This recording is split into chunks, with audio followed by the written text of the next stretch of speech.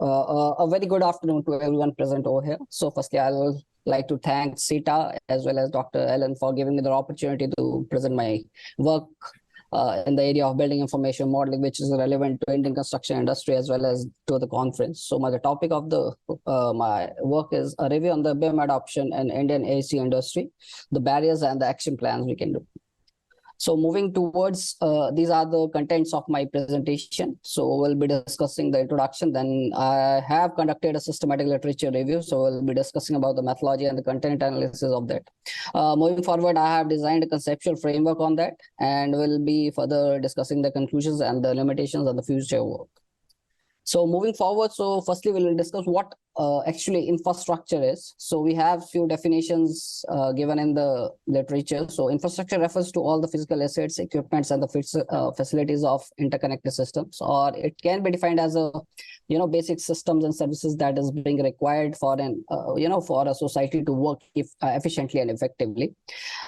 These are few of those, you can say, sectors that comprises infrastructure, be it telecommunication, ports, health system, airports, roads, and railways.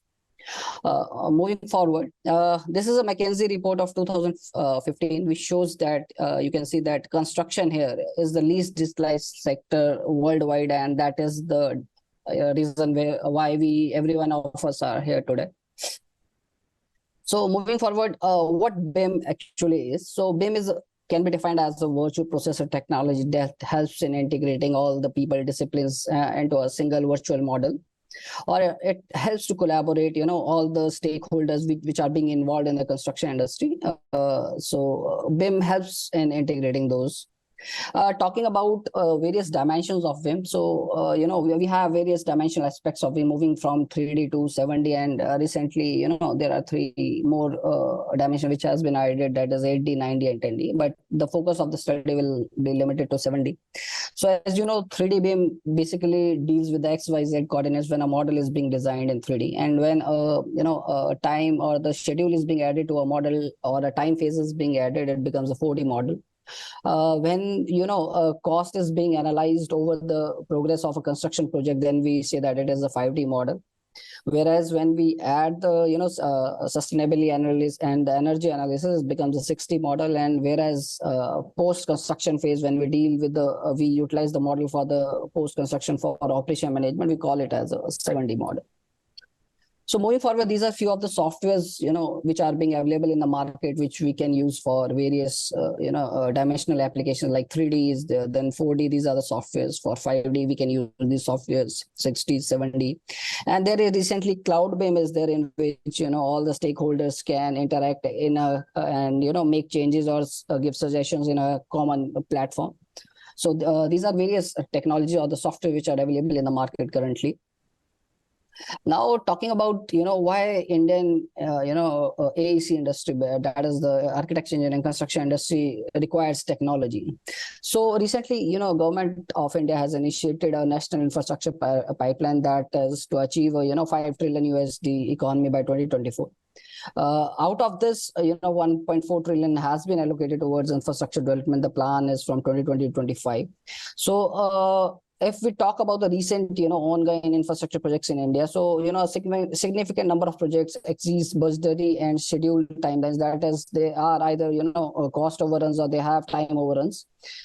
Faces challenges related to coordination, cooperation due to, still being the implementation of traditional or the inefficient project delivery methods. Talking about, the report by the Ministry of Statistics and Program in May 2022, out of, 1,568 projects, 423 projects were found to have cost overruns, while 721 were, experiencing scheduled delays. So the only way to increase the productivity, quality, and management of projects is through utilization, novel construction techniques, and innovative measures. Moving forward, the research methodology I adopted for this paper is a systematic research review using a PRISMA methodology. So firstly, we identify the research questions, that is, we identify the publications and the study trend in this area. Then we selected various keywords that will be utilized to, shortlist the papers. The limit of the database was kept till Scopus only, and this data selection was done based on the title filtering and abstract filtering. Then the finalization of articles were done, and then they were evaluated based on the content analysis that will be discussed further in the upcoming slides. So the initially database search was done, and 84 articles were retrieved once the keywords were entered into the Scopus database. So we, while shortlisting, we come to find out articles for conferences that were in English language came out to be 68. So the title analysis of these 68 articles was done, out of which, again, a screening was done, and 26 were found irrelevant, whereas 42 papers were found to be relevant to the study. Then again, abstract and full paper analysis was again conducted. In this, again, 3 papers were found to be either, they were irrelevant or they were not, accessible to the university websites. So in the final study, 39 papers were shortlisted for this study. So 2 types of content analysis were done in this study. One was the quantitative and other was the qualitative.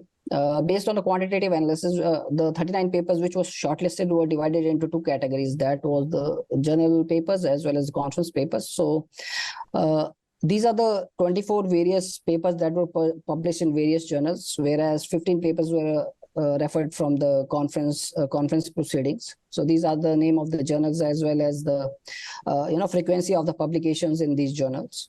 Moving towards the qualitative analysis, so we will firstly understand what is the current level of BIM in India, and what are the studies that have been done in this respect. So as per S. Arun Kumar and others, and R. Ahuja and others, Indian construction industry has investigated the full potential of BIM but has not realized its benefits fully. Talking about the eastern region of India, the utilization of BIM is restricted to 3D modeling only. So talking about the 4-dimensional BIM, there is considerable level of awareness regarding 4D BIM, but the usage still remains very limited in India. There is a study in Kerala which talks about the incorporation of indigenous architecture elements to promote the adoption of BIM in the context of the local environment. There was a study which was conducted with respect to 5D BIM basically, and to promote the digital project management system for infrastructure projects. So it's basically a metro project in Nagpur in India. Then moving forward, what are the barriers that has been identified in the literature? So a study investigated technological, organizational, and environment factors that impede or facilitate the adoption of BIM, particularly for the architecture firms of India.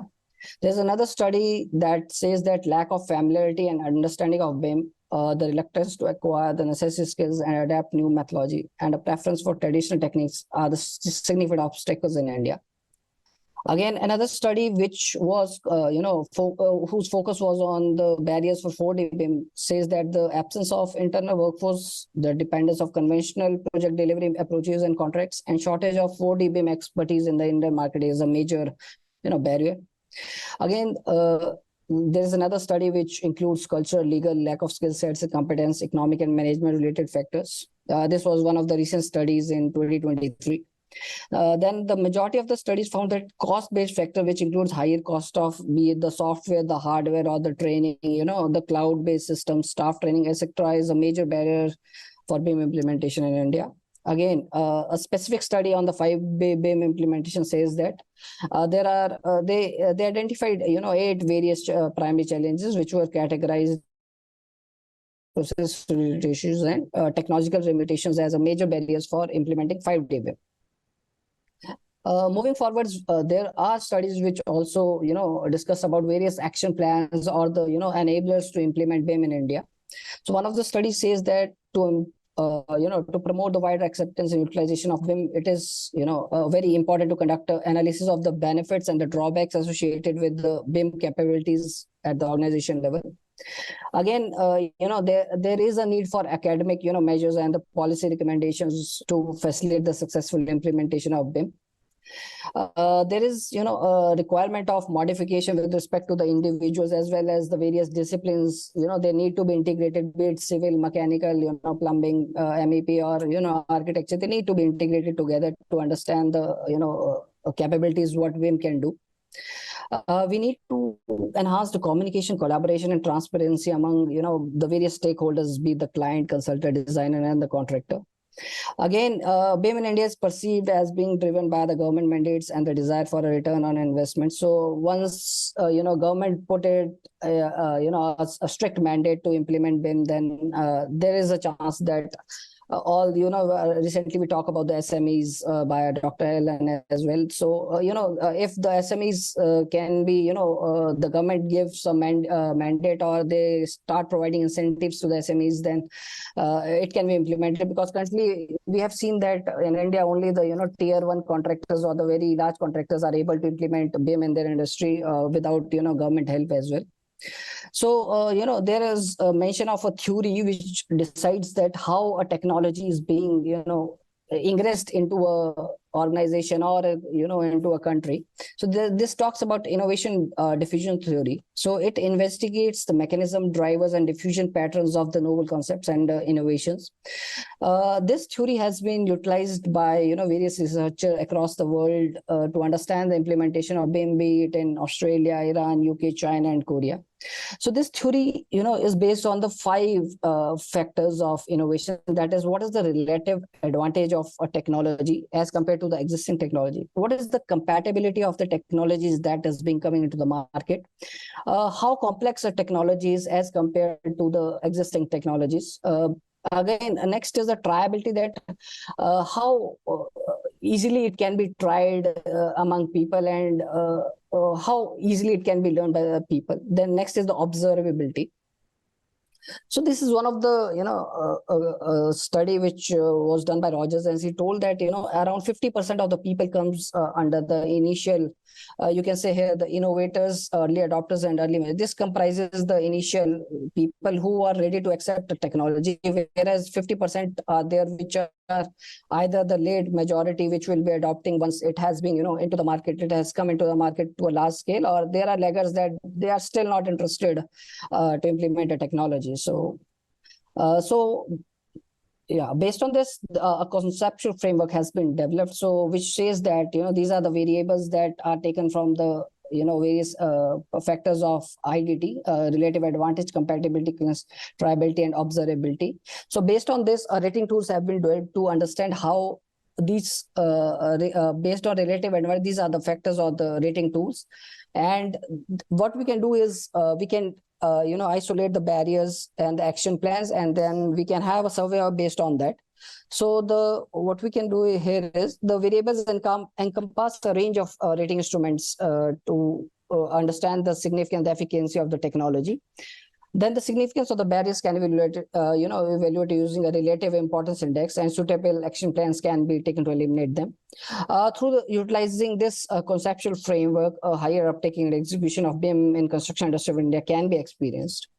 So the conclusions of the study is, the current study reveals the Indian AEC sector has not, able to digitally acquire BIM, but current state of BIM advancement in India. So for that, a systematic analysis of research contribution was done to understand the barriers and the action plans. So for that, a Prisma technique was adopted in the study, and a Scopus database was taken with 39 articles. So based on that, IDT was referred in this current study, that how IDT can help to implement or increase the implementation of BIM in India. So this study could potentially function as a valuable reference for experts and policymakers to improve the digital footprint of India. Few of the limitations and the future scope has also been discussed. So to enhance this study comprehensive, it would be beneficial to include papers from multiple databases, and the government reports need to be included. The conceptual model is presented is of generic in nature, and it need to be refined through comprehensive understanding of various population types and cultural types of people expanding in Indian construction industry. As part of the future scope, it is imperative to conduct an empirical and survey based study, as I already told. And the research can also be improved by incorporating the technology acceptance model integrated with the IDT